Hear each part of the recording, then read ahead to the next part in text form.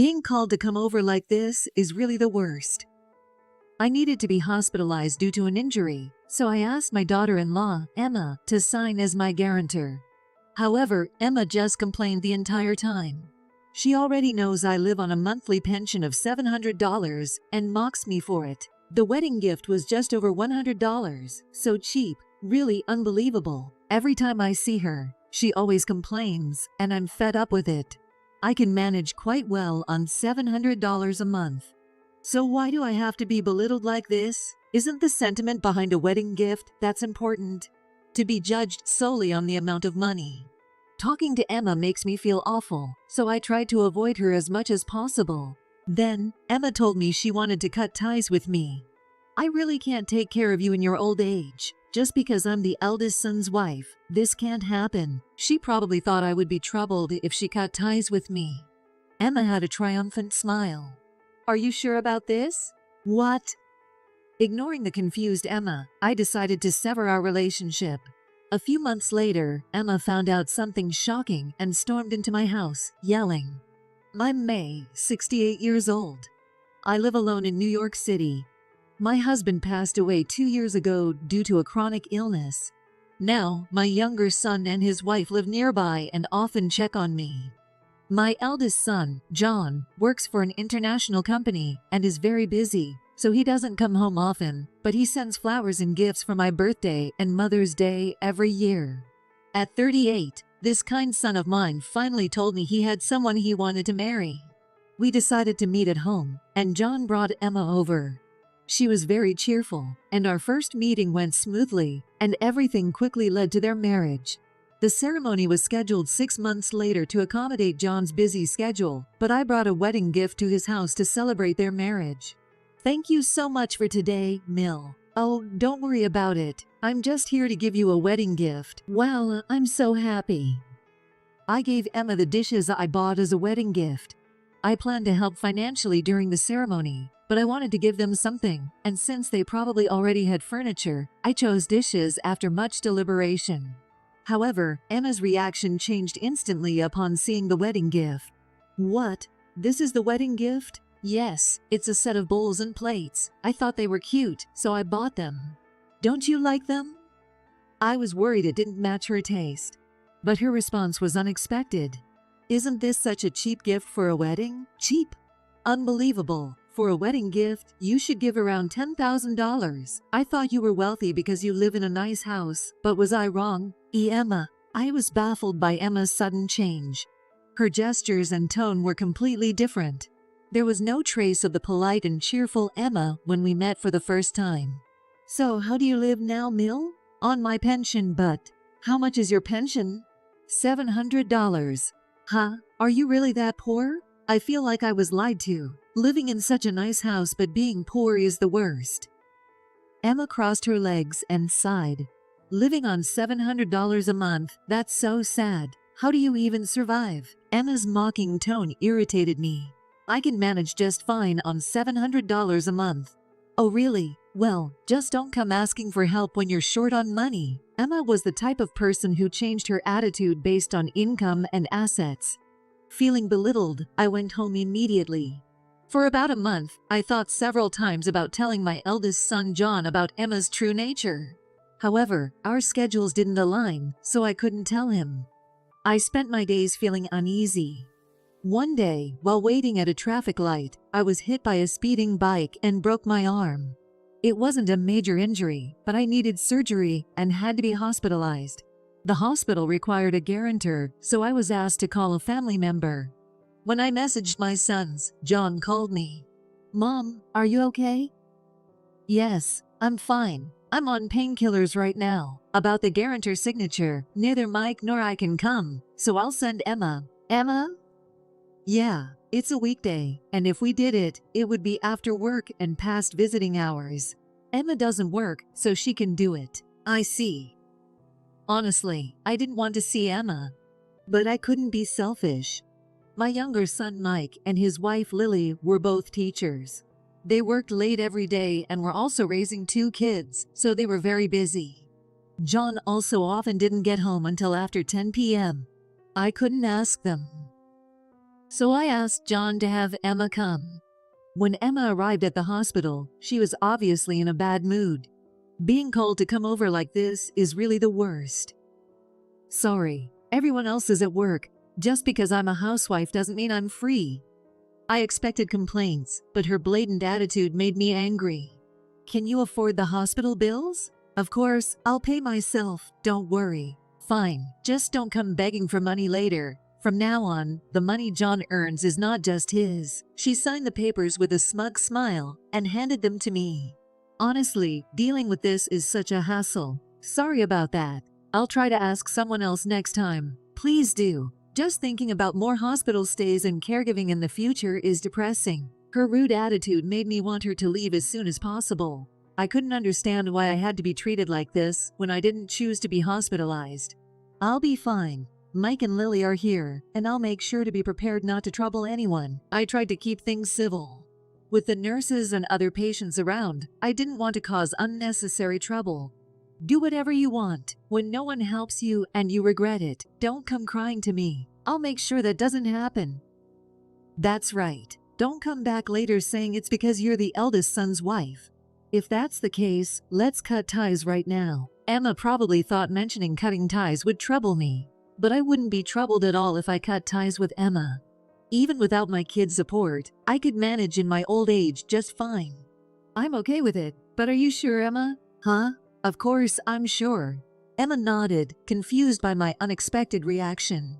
Emma likely thought that because I was poor and living alone, I would need my kids to take care of me. All right then, let's cut ties. I won't contact you again, and I'll delete your number. Do whatever you want. You're such an annoying old woman. Emma stomped off, making exaggeratedly loud footsteps, irritated by my nonchalant attitude. I had considered helping with the wedding costs, but seeing Emma's attitude, I decided not to provide any support. I wouldn't give any money to someone who talked about cutting ties.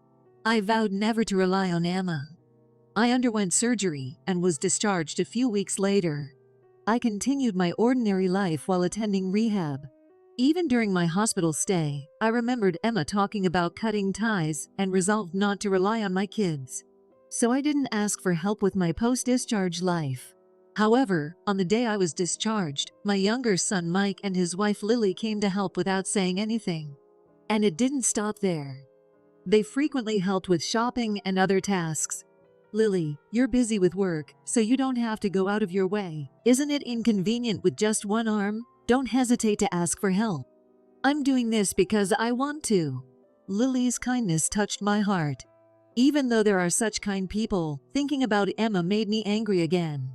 I haven't had any contact with Emma since then. I even called my son to say I might not attend the wedding, and I probably won't have any future interactions with her. 2 weeks after my discharge, while being driven to the store, I noticed something unusual. Lily, doesn't the car make a strange noise? Yes, the side mirror is broken, and it keeps making that noise. It's an old car, so I think I have to replace it, but I'm unsure what to do. I see. But wouldn't it be inconvenient without a car? You drive to work, right? Yes, but even a small compact car costs a lot. Seeing Lily's concern, I made a suggestion. Then I'll buy you a new one. What? I can't accept such an expensive gift. It's fine. You've been helping me a lot. Consider it a thank you. But if you feel bad, just help me with shopping until my arm heals. When I said that, Lily smiled brightly.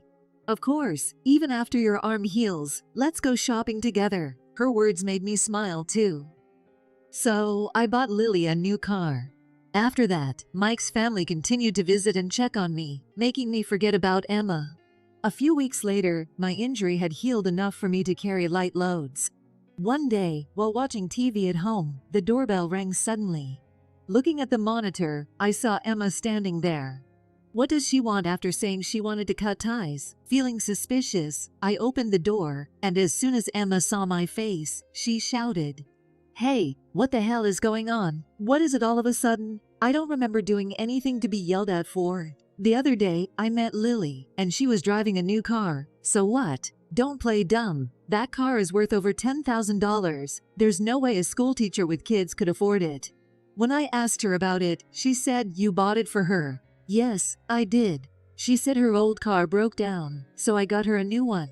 There's nothing wrong with buying a car for my son's wife. You never give me anything, but you give Lily a car. You're so unfair. If you can give away cars so easily, you should have given us more money for our wedding. Lily helps me with shopping and housework. You wanted to cut ties, so why would I give you any money? You're the one who wanted to cut ties, Emma. Well, that's true, but... And how could you afford a car worth over $10,000? You don't have that kind of money. When did I ever say I was poor? I have real estate that I inherited from my husband. Real estate? Emma looked shocked. My husband was a businessman with a decent income and invested in real estate. He owned an apartment building, which I inherited when he passed away. I get rental income from it every month and have been saving steadily. I live off my pension just fine, but I enjoy traveling every year, so I save money for that. I'm not struggling financially. If worse comes to worst, I could sell the real estate and make a few $100,000. A few $100,000? If you have that much money, you should have said so. Why should I have to tell you? You just assumed I was poor. I never said I was struggling or needed to borrow money. Shut up. It pisses me off that you tricked me. I sighed, exasperated by Emma's childish tantrum. There's no way I'd flaunt my assets like that. Emma glared at me, clearly not satisfied. I wasn't deceiving you. Besides, I initially planned to help with the wedding costs. But you wanted to cut ties, so I didn't. Why? It's your son's wedding. Aren't you happy about it? I was happy about John's wedding, but I didn't want to give you any money. Why would you say that? If you have money, you should give it. Everyone's so stingy. It's infuriating. Emma started stomping her feet in frustration. It's embarrassing for a 30-year-old woman to act this way just because things aren't going her way. Why do you want money so badly anyway? Duh. To have fun and buy the things I want. But John only gives me $2,000 a month and won't give me more. $2,000 a month isn't enough? Of course not. Even a cheap bag would cost $5,000. I was stunned by her extravagant spending habits. I wondered why John fell for such a woman. Emma kept fuming and grumbling about how poor my son. I married John because he seemed rich. If I'd known he was this stingy, I wouldn't have married him. Is John really that stingy? Yes, he only gives me an extra $500 on top of the rent and living expenses, and gifts are just around $2,000. It's ridiculous. If he's making over $100,000 a year, he should give me more. I thought I could spend money more freely after getting married. So you're saying you married him for money? Of course. Why else would I marry a man nearing his 40s? It's all about the money. I had reached my limit. I couldn't forgive her for disrespecting my son like that, just as I was about to yell at her. John appeared behind Emma. Then let's get a divorce. What? John, why are you here? Mom told me she wasn't coming to the wedding and said she'd cut ties with you. So I came to hear the full story and overheard your argument. You've said quite a lot. Oh, this is a misunderstanding. Emma stammered, sweating nervously. I hadn't noticed John arriving. Ignoring Emma's panic, I spoke to him.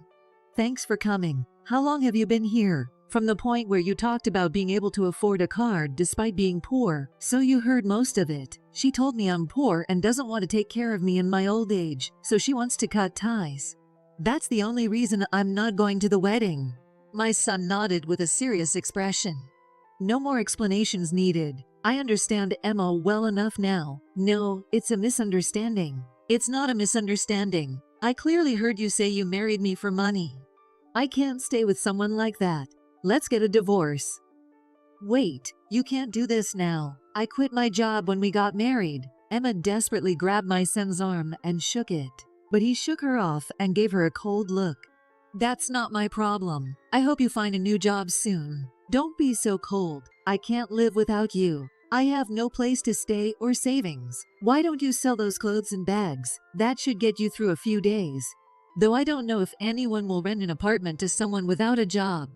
No, don't say that. I bragged about our marriage to my friends. It would be so embarrassing to tell them the wedding is off. Please, that's your own doing. I hope you enjoy being the subject of gossip. It was the first time I had seen my usually mild-mannered son this angry. Emma, pale and trembling, started to beg and apologize. I'm sorry. Please forgive me. I won't say those things anymore. I don't even want money. Just don't divorce me. No matter how much she apologized, my son's expression remained hard. I don't want to see your face anymore. Leave now. No, please reconsider this, please. Let me make it clear, it's not just about the money. Telling my mom you don't want to take care of her and wanting to cut ties. How could you say that? If I had known you were so heartless, I wouldn't have married you. Emma started to cry, tears streaming down her face. Don't ever come near me again. No. Emma covered her face and sobbed. But no one comforted her. I felt relieved that my son understood her true nature. I was also relieved that he wouldn't be deceived by such a nasty person anymore. Understanding why I refused to attend the wedding, my son apologized and left. Emma, realizing it was over, gave me a fierce glare and walked away dejectedly. After that, my son and Emma divorced, and she moved into a rundown apartment. Apparently, before the marriage, she worked as a department store receptionist, but was about to be fired due to her bad work attitude. Unable to hold a job, she had hoped to marry a rich man to avoid having to work. With no skills or qualifications, Emma couldn't find a new job and ended up working in the nightlife industry. Over 30 and unable to make as much money as she had expected, she lived a miserable life, complaining all the time. Meanwhile, my son found a new girlfriend. I was worried it might be too soon, but when I met her, she seemed very kind and serious. She had been married before but divorced due to infidelity, which is how they started talking. It's funny how a divorce can lead to a new connection, but I feel more secure with her since I know her from work, my son said with a smile. I was happy my son had met someone kind and hoped he would find happiness in a new family. Marriage isn't the only path to happiness. Many people choose not to marry these days, and there's no need to rush into it. When you meet the right person and feel ready to marry, that's when you should. I hope my son finds a happy and fulfilling life ahead.